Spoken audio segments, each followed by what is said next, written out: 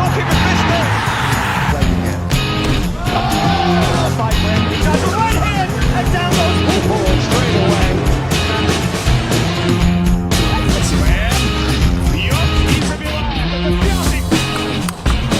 Oh, what a point to end it on. So now this is when they're at their best. That's when they're 12 years for this. So drink it in. Still goes to Arsenal. What he loves to be immortality as an athlete. 19.79. It's a goal. It's 8 goals.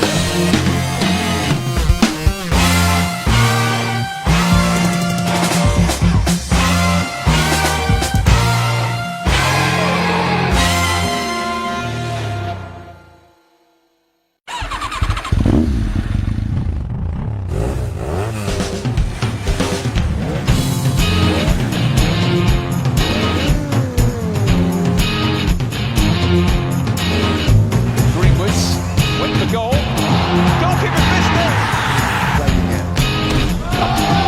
Fight when he does a right hand and down goes Paul straight away.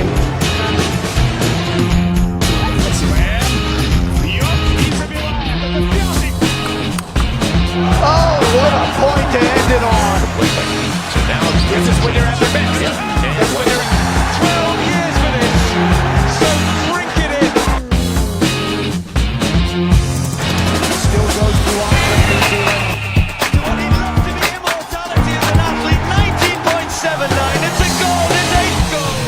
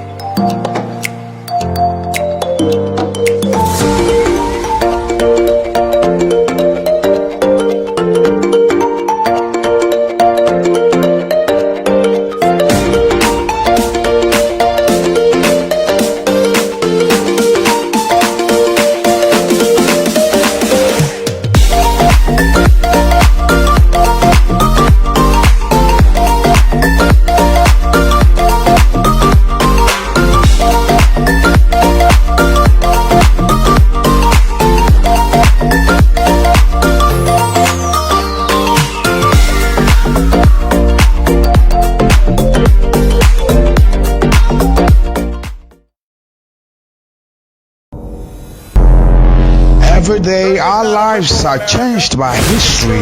We are one people, all of us. Leaders, politics, Nobody's ambition is what they blood. I have fought very firmly.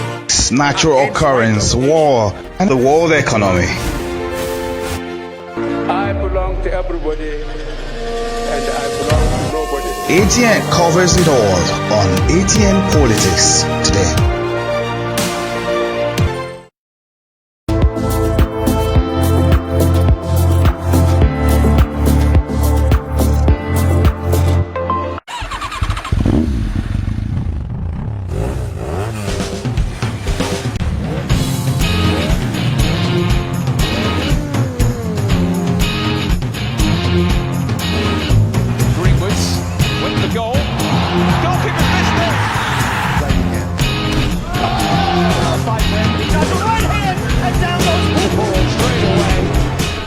Welcome back from that short breaker. It's still Sports Extraordinary here on Atlantic Television Network. I have Rex Pele here with me. Rex, it's a lovely evening. Welcome to the show. Good evening, thank you. Thank you for having me on the show. All right, let's start from the home scene here. The new board of the Nigerian Professional Football League has been inaugurated, and the Gbenga Elegbeleye, the man who was the then chairman of the interim management committee, was retained, and the essence is to bring about inclusivity and also to see how he can go one step further to doing what he has done a few months ago. But the big question is what are the anticipation and the expectation from Nigeria, knowing that this man will not be in the former affairs of football league in Nigeria, the Nigeria Premier Football League. Well, the anticipation of Nigerians is that we are going to see a whole lot of improvements, come in this coming season. Gbenga Elegbeleye has done very well in the league last season when he was the chairman of the IMC, and we are just expecting a whole lot more from him. We saw what happened the last time. That was historic. The first time the Nigerian Premier League had less issues when it comes to management issues, administrative issues, club-wise. The whole structure was balanced. Payments were paid to clubs as at when due.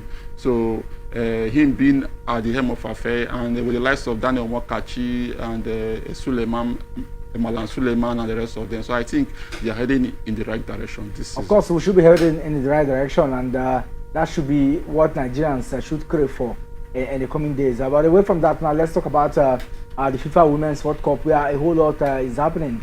And but before we move to the FIFA Women's World Cup, just to talk about what is happening in CAF. Today we now know that the opponents Nigeria teams will be playing in the CAF Champions League and the CAF Confederation Cup. For the CAF Champions League, Eyimba Football Club and Remo Stars now know their opponent, and they will be playing against for Eyimba they will be playing against Al Ali Benghazi of Libya, and the Remo Stars will play against their counterpart. But let's take a look at the teams that they will play in. At this stage, will you say that anything that comes, they should take it that way, or you feel that are you afraid of the parents that we have seen this afternoon? Well, first, I would say in football you don't say you should. In fact, you should be agitating to meet the best sides. To beat the best side if you really want to be a champion. So I think at this stage, Eyimba Football Club or the teams that have qualified for the Nigerian NPFL going to the Champions League a preliminary round and also in the CAF Confederation round, they shouldn't be afraid of any opponent. They should go there and make sure they give their best and pick the ticket to qualify. But on the other hand also, because of the poor performances we've experienced in time past, on the continental level, apart from Eyimba, who won the tournament, I think 2003, 2004. There's no Nigerian club that have gone beyond past the quarterfinals, apart from Rivers United, who was eliminated last season by Simba, of Tanzania. So I think we've lost that grip on the continental stage. That's why at this point in time we are not thinking of who are we meeting or who are we not meeting at this point. So I think we should be able to prepare very well and make sure that we qualify and book a place in this tournament, in this CAF competition. We should prepare and keep our hands, hoping that we can even achieve glorious level, I tell you for sure. It will be very nice to see Nigeria do so well, at that level. But we'll get more time to talk about it, because in the coming days we'll get to review some of those teams and know the strength of the teams and the weakness of the team and how they can pair with a Nigerian team. But let's talk about the FIFA Women's World Cup. We are Super Falcons will be hoping that the second matches, the second game that are on, we have seen already New Zealand lost, to their counterpart from Philippines, 1-0 it ended. But then the Super Falcons of Nigeria will be hoping that the likes of Rashida Ajibade and Halimat Ayinde, will make a meaningful improvement, because both of them missed start from the first game, and now we're hoping that on Thursday when we shall play, we're going to see the duo in action. We're going to talk about the effort of Super Falcons. They are the only team in Africa, or from the African representative, that did so well in the first round. Maybe not to win, but getting a draw against a Canadian side that has Sinclair blazing from all cylinder, is something that leaves. It's cheering, because when you look at African teams who have not done very well, but from what they achieved in last Friday, what do you think that Coach Randy Waldrum should do now in preparation for the big clash against Australia? Because it looks like you get to win Australia, then you have one leg in the next round. I think what Randy Waldrum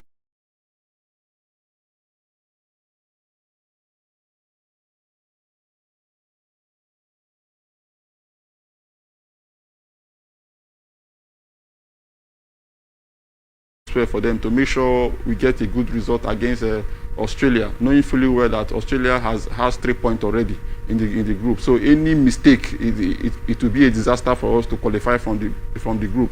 So I think Nigeria can do it, knowing that the likes of Rashida Ajibade is back in the side, and Aide also is also back in the side. So integrating these players into the team, and also bringing in as our captain, who has done so well for the Super Falcons, will also go a long way in bringing experience to the side to make sure that we also get a good result against Australia. Talking about the captain, Nigerian Onomebi, we saw how Mata was given a standing ovation when she played yesterday against Panama in the 4-0 bashing of Panama there. But then Onomebi is one of the veterans who have played in 6 World Cup. If she gets to play tomorrow, that would be fantastic. I mean, she gets to play on Thursday. What sort of expectation welcoming her to stardom, especially playing 6 World Cup? It doesn't come cheap at all. Yeah, I think she needs to be given a standing ovation. We saw what happened to Mata. It's not easy as a player having that standing feat. It shows a long way that you're committed to the team, and you've been part of the team, from the struggles. So I think on Thursday she'll be given a standing ovation for a job well done, that she has done well for the Super Falcons. Of course, we anticipate that, and we hope that will come to be. And a whole lot of news popping out from the FIFA Women's World Cup. But away from that, now let's get to talk about some cheering news. But before then, we're going to quick break, and when we come back, we'll talk about club football. A whole lot happening in club football, and the biggest of them all is the fact that the Saudi Arabia, Al Hilal, have pulled in a sum of 300 million euros to get the service of Kylian Mbappe. Big question hanging is, will Kylian Mbappe accept that offer and go play for the Saudi Pro League instead of having a Champions League taste? Details of this and many more in a jiffy.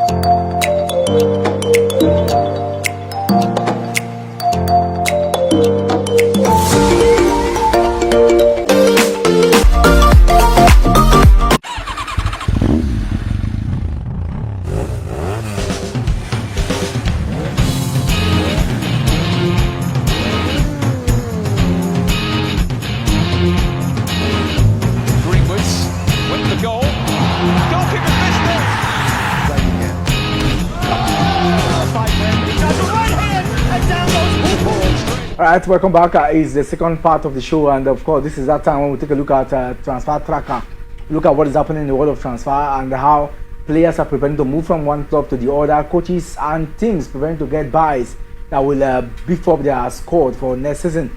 And we'll start with this one. Borussia Dortmund have signed midfielder Marcel Sabitzer from Bundesliga rivals Bayern Munich on a 4-year loan. The 29-year-old Austrian vice captain has undergone a medical and signed a contract until June 2027. His new club has also announced that particular one. And for Sabitzer, we know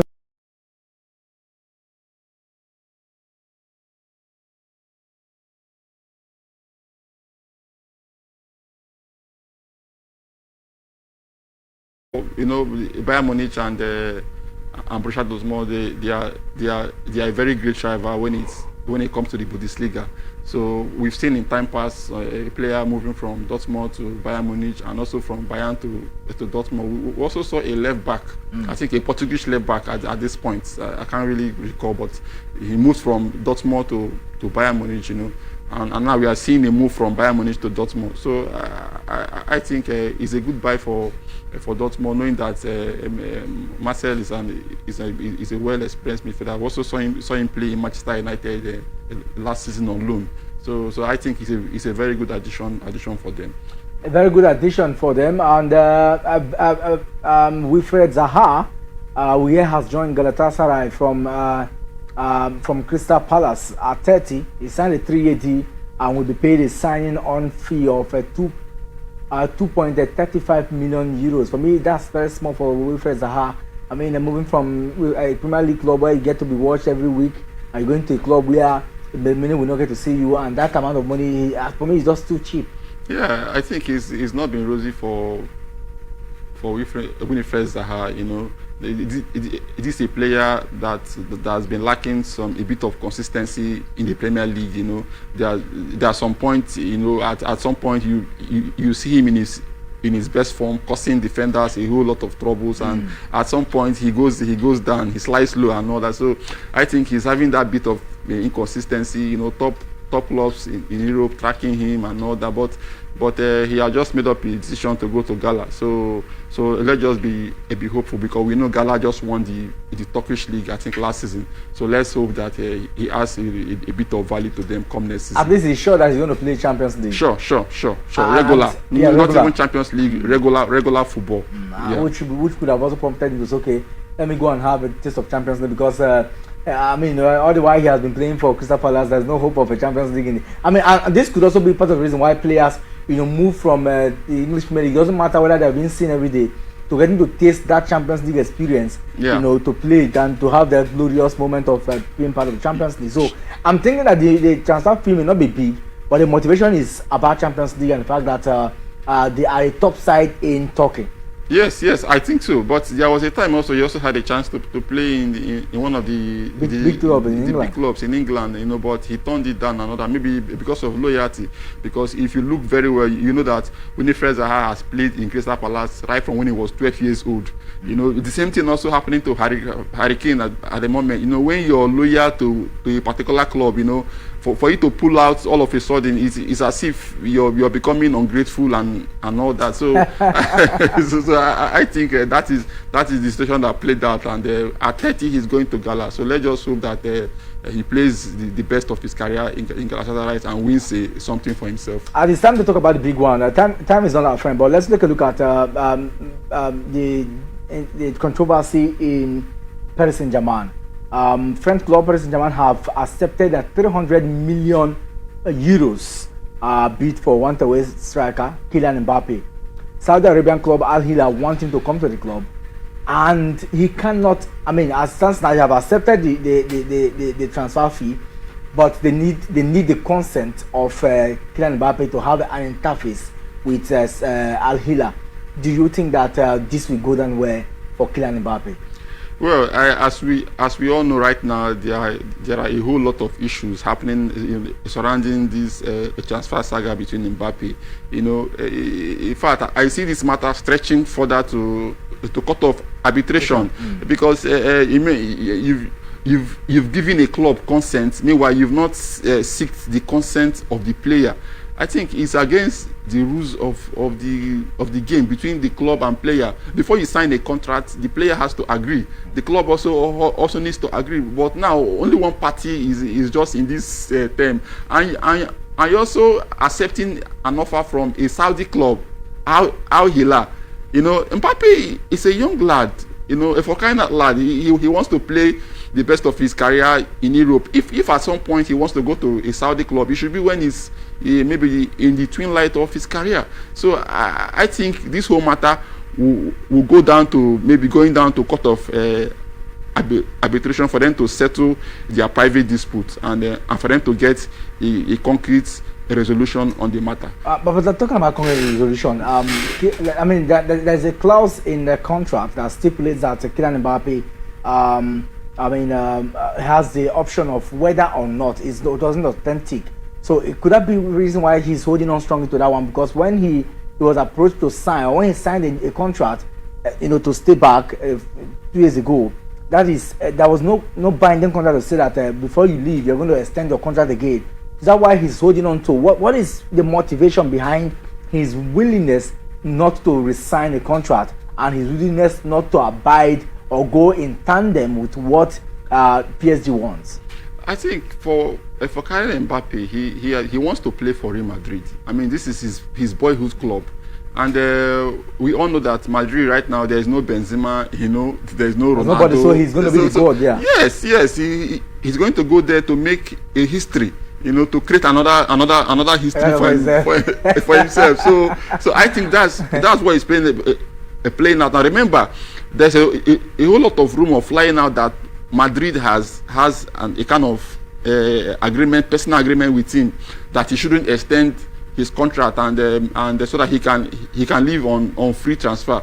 So, but Madrid is not even saying anything concerning that. They're just watching and seeing how everything unfolds so that they can just make a concrete decision.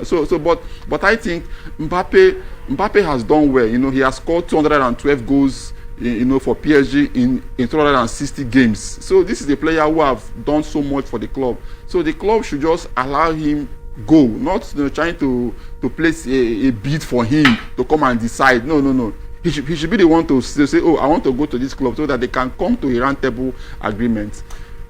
We keep our finger crossed. Our eyes glued to the screen. I mean, to the news desk, getting feelers of what is happening there between Kylian Mbappe's camp and the PSG camp. I mean, it's difficult to really see how these things work out. I mean, this is the same player playing in the same team, and it looks like dragging something now. But let's see how far. In the coming days, it's still developing stories. We're going to see what now. But the truth of the matter is that Kylian Mbappe has to decide on his future, and his future is still lingering because there is a club willing to get his services. Will he agree? Will he not? Only time with it's been a wonderful time doing the show with Rex Sepele. Ekport Temple is my name. Do want to join us next tomorrow for another beautiful edition of the show. Still locked here. Talk.